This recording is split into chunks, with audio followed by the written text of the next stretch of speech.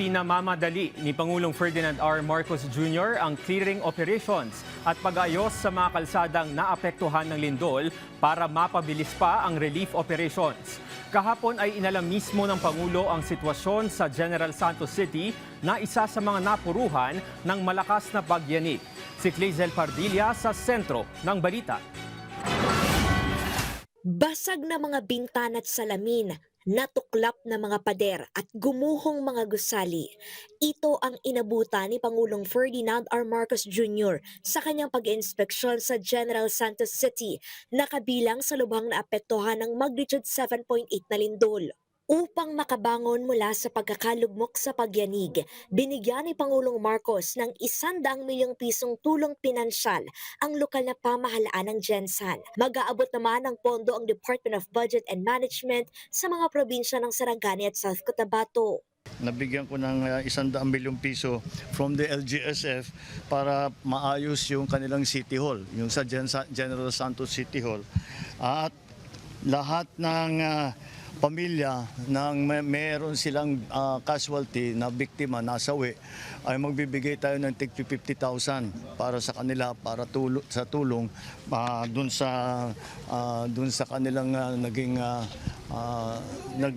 malapit sa kanila na namatay. Inatasan din ng Presidente ang DPWH na pabilisin ang pag-aalis sa mga abala sa kalsada para agad na makapaghatid ng tulong sa mga naapektuhan ng lindol. Now we are also working to very quickly open lahat ng mga daanan para kung kahit saan makapasok na yung mga sasakyan natin, magdala ng tulong, mag-ayos ng mga electricity, ng mga water system at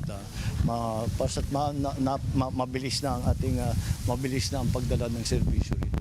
Ipinag-utos din ni Pangulong Marcos sa DPWH at DepEd ang mabilis at maayos na pagsasagawa ng evaluation sa integridad ng mga eskwelahan at mahalagang gusali. Sa ngayon, merong obvious na makita na mga sira, pero kailangan pa rin natin tiyakin na safe.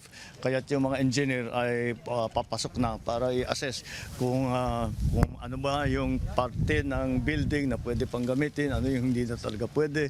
Nangako naman ang punong ehekutibo sa mga guro na isa sa mga nanguna para protektahan ang mga estudyante habang lumilindol.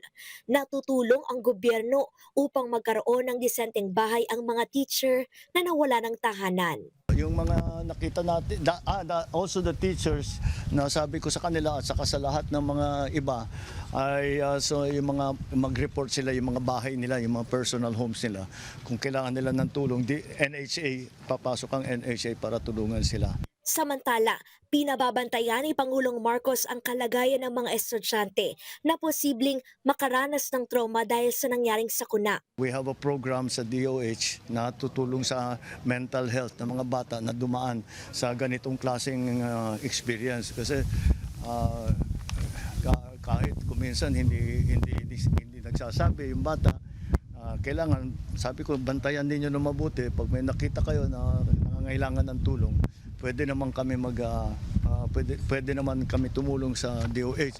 Ayon kay Pangulong Marcos, magbibigay din ng training ang Health Department para sa mga guro upang matugunan ng kanilang mga estudyante na posibleng makaranas ng mental health problem matapos ang lindol. Clazel Pardilla para sa Bayan.